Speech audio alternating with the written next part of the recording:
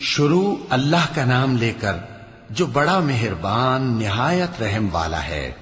وہ جو نہایت مہربان ہے اسی نے قرآن کی تعلیم فرمائی، اسی نے انسان کو پیدا کیا، اسی نے اس کو بولنا سکھایا۔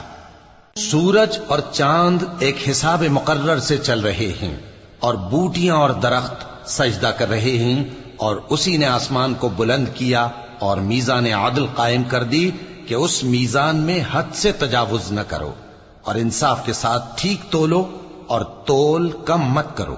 اور اسی نے خلقت کے لیے زمین بچھائی، اس میں میوے اور کھجور کے درخت ہیں جن کے خوشوں پر غلاف ہوتے ہیں، اور اناج جس کے ساتھ بھس ہوتا ہے، اور خوشبودار پھول۔ تو اے گروہ جن و انس، تم اپنے پروردگار کی کون کون سی نعمت کو جھٹلاؤ گے؟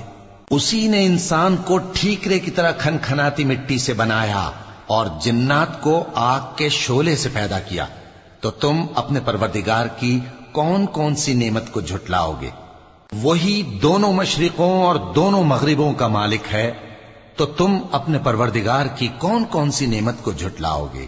اسی نے دو دریا رواں کیے جو آپس میں ملتے ہیں، مگر دونوں میں ایک آڑ ہے کہ اس سے تجاوز نہیں کر سکتے، تو تم اپنے پروردگار کی کون کون سی نعمت کو جھٹلاؤ گے؟ ان دونوں دریاؤں سے موتی اور مونگے نکلتے ہیں، تو تم اپنے پروردگار کی کون کون سی نعمت کو جھٹلاؤ گے؟ اور جہاز بھی اسی کے ہیں جو سمندر میں پہاڑوں کی طرح اونچے کھڑے ہوتے ہیں، تو تم اپنے پروردگار کی کون کون سی نعمت کو جھٹلاؤ گے؟ جو مخلوق زمین پر ہے سب کو فنا ہونا ہے، اور تمہارے پروردگار ہی کی ذات جو صاحب جلال و کرم ہے باقی رہے گی۔ تو تم اپنے پروردگار کی کون کون سی نعمت کو جھٹلاؤ گے؟ آسمان اور زمین میں جتنے لوگ ہیں سب اسی سے مانگتے ہیں، وہ ہر روز کسی نہ کسی کام میں ہوتا ہے، تو تم اپنے پروردگار کی کون کون سی نعمت کو جھٹلاؤ گے؟ اے دونوں جماعتوں، ہم ان قریب تمہاری طرف متوجہ ہوتے ہیں، تو تم اپنے پروردگار کی کون کون سی نعمت کو جھٹلاؤ گے؟ اے گروہ جن و انس، اگر تمہیں قدرت ہو کہ آسمان اور زمین کے کناروں سے نکل جاؤ تو نکل جاؤ، اور زور کے سوا تو تم نکل سکنے ہی کہ نہیں، تو تم اپنے پروردگار کی کون کون سی نعمت کو جھٹلاؤ گے؟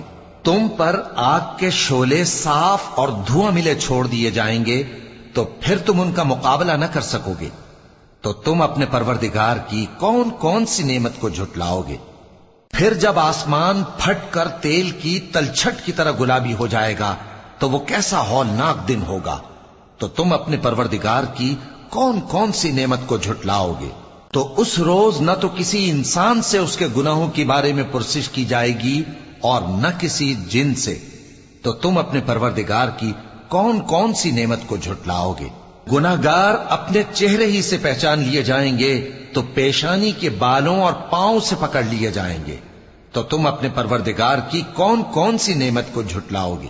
یہی وہ جہنم ہے جسے گناہگار لوگ جھٹلاتے تھے، وہ دوزخ اور کھولتے ہوئے گرم پانی کے درمیان گھومتے پھریں گے، تو تم اپنے پروردگار کی کون کون سی نعمت کو جھٹلاؤ گے؟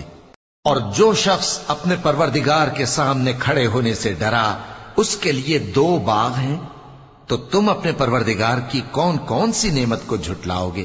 ان دونوں میں بہت سی شاخیں یعنی قسم قسم کے میووں کے درخت ہیں، تو تم اپنے پروردگار کی کون کون سی نعمت کو جھٹلاؤ گے؟